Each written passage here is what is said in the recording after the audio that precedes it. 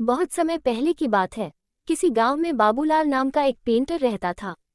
वो बहुत ईमानदार था, किंतु बहुत गरीब होने के कारण वो घर घर जाकर पेंट का काम किया करता था। उसकी आमदनी बहुत कम थी। बहुत मुश्किल से उसका घर चलता था।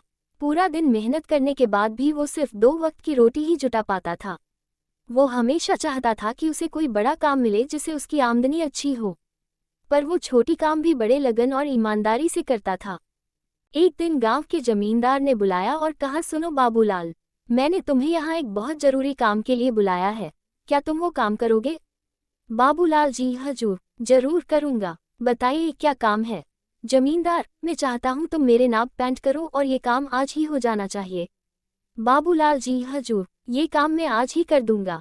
सामान लेकर जैसे बाबूलाल आता है वो नाव को रंगना शुरू कर देता है।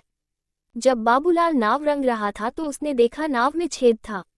वो सोचा अगर इसे ऐसे ही पेंट कर दिया जाएगा तो ये डूब जाएगी। ऐसा सोचकर वो छेद को भर देता है और नाव को पेंट कर देता है। फिर जमींदार के पास जाता है और कहता है, हजूर, नाव का काम पूरा हो गया, आप चल कर देख लीजिए।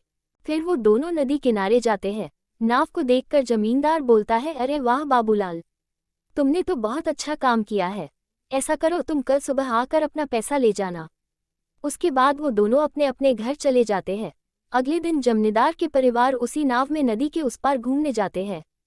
शाम को जमींदार का नौकर रामू, जो उसकी नाव की देखरेख भी करता था, छुट्टी से वापस आता है और परिवार को घर पर ना देखकर जमींदार से परिवार वाले के बारे में पूछता है। जमींदार उसे सारी बात बताता है। जमींदार बात सुनकर रामू चिंतन में पड़ जाता है। उसे चिंतित देखकर जमींदार पूछता है, क्या हुआ रामू, ये बात सुनकर तुम चिंतित क्यों हो गए? रामू, सरकार, लेकिन उस नाव में तो छेद था।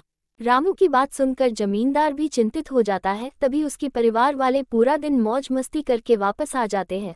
उन्हें सकुशल देखकर जमींदार चैन की सांस लेता है।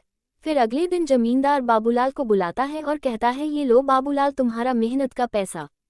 तुमने बहुत बढ़िया काम किया है, मैं बहुत खुश हूँ।